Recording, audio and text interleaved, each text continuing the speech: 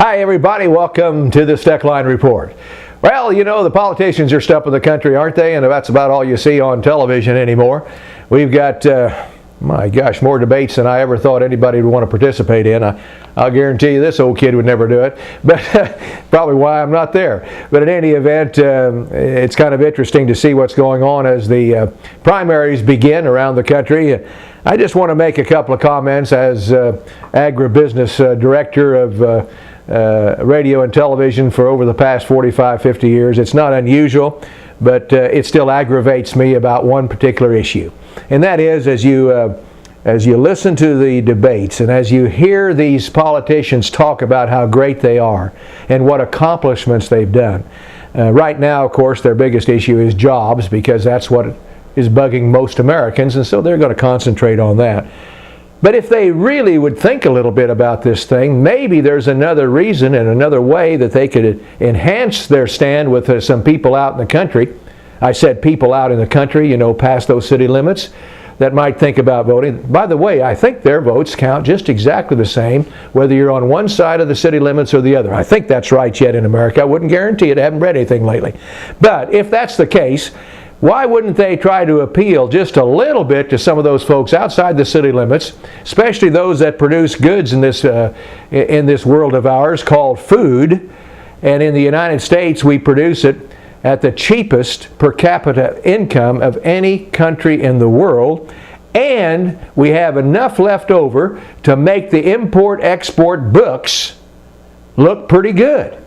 If you took the agricultural products out of the import-export books of the United States, it would be so sick you wouldn't even want to get to the first cover.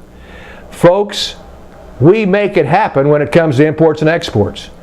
And so consequently, why wouldn't you have that in your theme if you were running for President of the United States, that you would do more to not only export goods, but to try to get people in this country who are unfamiliar with that business of ours the information they need to see why that would be so important. Enough said there. We'll get on down the road and forget about politics. Well, I can't forget about politics, because that's what makes this world run one way or the other, and a lot of times backwards.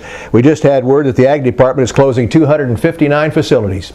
That's right, USDA closing 259 facilities. We got that word about an hour after the FSA office manager that I called. He was shocked. Nobody knew anything about this coming until the day that it broke about a week ago. And I got to tell you, folks, it's scary at first. FSA offices, of course, are very dear to the hearts of a lot of people in the Midwest, and we found out that 131 FSA offices are closing in 32 different states. I can be happy to tell you, though, in Kansas, none. In Oklahoma, 2.